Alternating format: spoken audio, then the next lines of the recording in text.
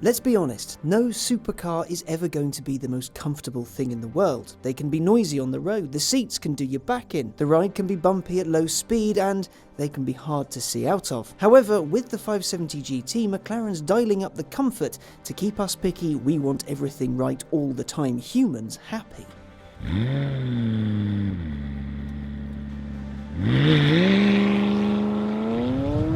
Based on the 570S supercar, the GT is the kind of motor for the person who wants to daily their exotic metal. Whereas the S is a full-on supercar with decent comfort, this aims to switch that, to make it a comfortable car that you can have on the regular, but that will still offer you the occasional bit of supercar lunacy. McLaren's decided that it's high time its customers can have something genuinely comfortable and fast, rather than a comfy supercar. There is a difference, by the way. So it's fiddled with the 570S. Its suspension has been softened by 15% at the front and 10% at the rear, allowing for a more supple ride. The steering has been softened by a whole 2% to make high-speed driving less arduous, and the exhaust, the standard one at least, is a little quieter, so your neighbours won't hate you early in the morning and you won't hate it on the motorway. On top of all of that, McLaren standard brakes aren't all carbony or anything like that. No, they're regular road brakes. Massive, but regular. The idea being that they're easier to modulate. They're not as grabby, they're better for sitting in traffic. On the wheel front, you've got 19s up front, 20s at the back, all shod in Pirelli P0s with some noise insulation to make them extra quiet. That sounds all very clever and comfortable. You can't miss the other big change over the 570S, the rear of the car. The, I think, slightly awkward flying buttress/rear deck combo is gone and has been replaced by a more substantial roof and rear glass hatch. The hatch opens sideways, allowing you to load its new leather-lined 220-litre boot from the curb. Add that luggage space to the front and you've got 350 litres of storage space, more than you get in a Ford Focus, so it's kind of practical. Maybe. I think it's a much prettier car. The extra roofline actually adds to it, makes it look a lot more complete than the S. And you know what? It's a lot brighter in here too, thanks to that panoramic roof. It means you can see all the leather and carbon fibre and, just generally ace materials McLaren's used in here. Now, that roof does have a little bit of a weight penalty, 37 whole kilos. And you may be wondering that, well, that extra weight, does it add a little bit of a performance deficit? And you know what? It does. A tiny, tiny little one. The 570S's 3.8-litre twin-turbo V8 is the same in here.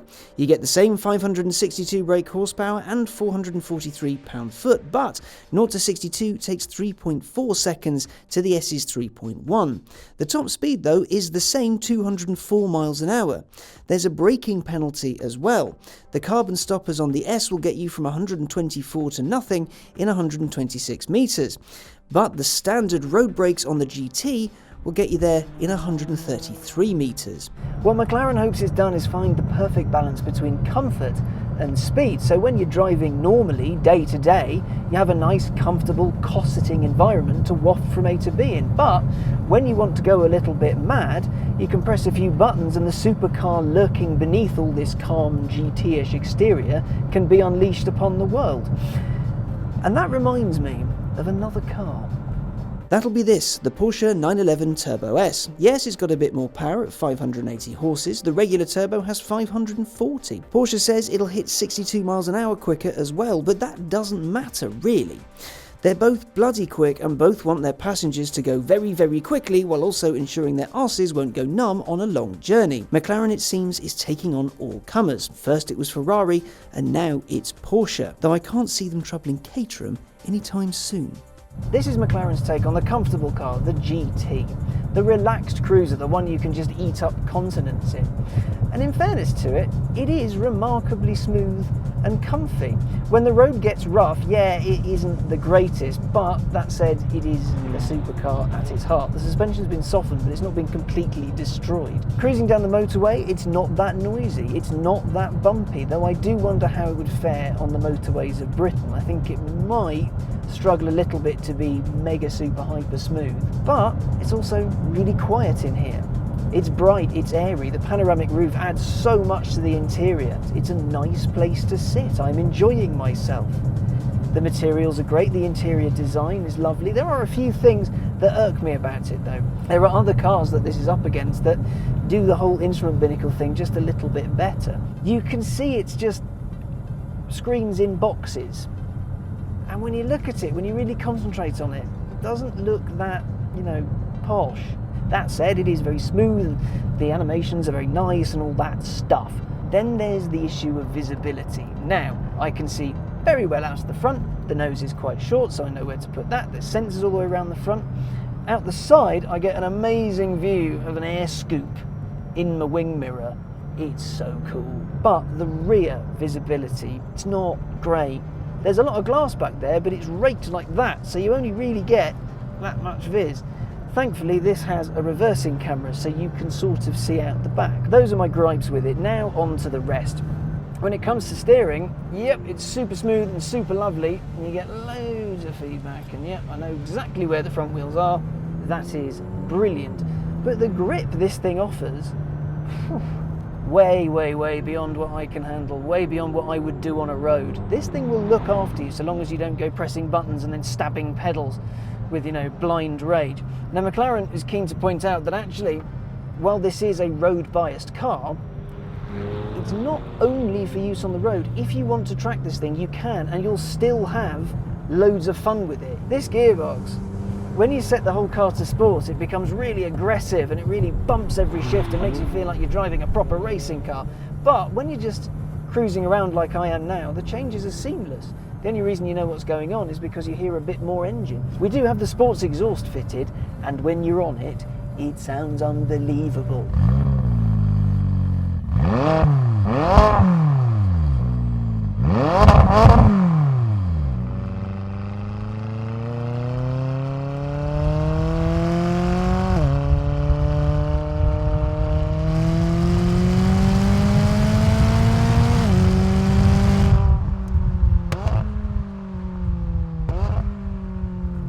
It sounds just awesome. That engine is so characterful. It has a howl to it. At the same time, it's quite bassy and deep and angry, and yeah, it's good. The power it offers, man, that's something else. You just fly. They say 0 to 62 in what, 3.4 in this?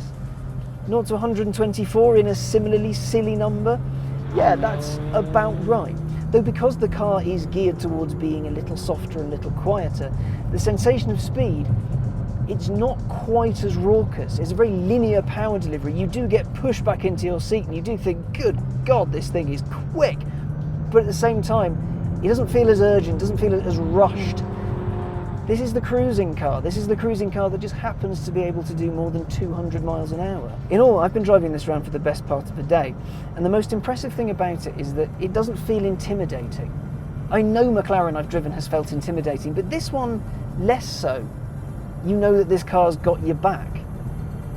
That's something McLaren does really, really well. So, should you go for one of these over, say, a 570S? Well, 570S is a fantastic car, and it's wicked for when you really, really, really want to pelt it, but I think this is a more viable daily alternative.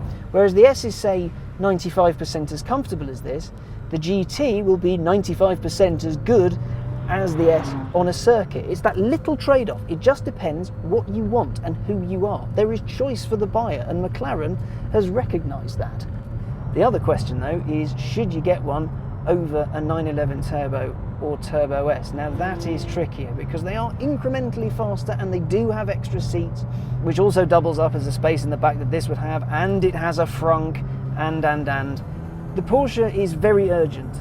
It has that massive swell of turbo torque that if you tickle it, it just kicks you. Whereas this is a little less so. It is a bit less frantic. Again, still bloody quick, but it doesn't feel like it wants to punch you in the spine for wanting to make it go quickly, whereas the Porsche most certainly does. In the end, I think it's down to you. Are you a McLaren person or are you a Porsche person? This is a fantastic car, but to be honest, that's never going to be a surprise, is it? New McLaren in good car shocker. It handles well, it feels great, it has loads and loads and loads of grip, plenty of feedback, it's a proper driver's car, but this time with a slightly comfortable edge. I'll take that. So has McLaren managed to iron out all of the usual supercar problems? Well, No, it does have its flaws. They're small, but they are there. But if you want to go ludicrously quickly and be a little bit more comfortable than you would be in, say, a 570S or, you know, one of the hardcore supercars, 570 GT may well be the one for you.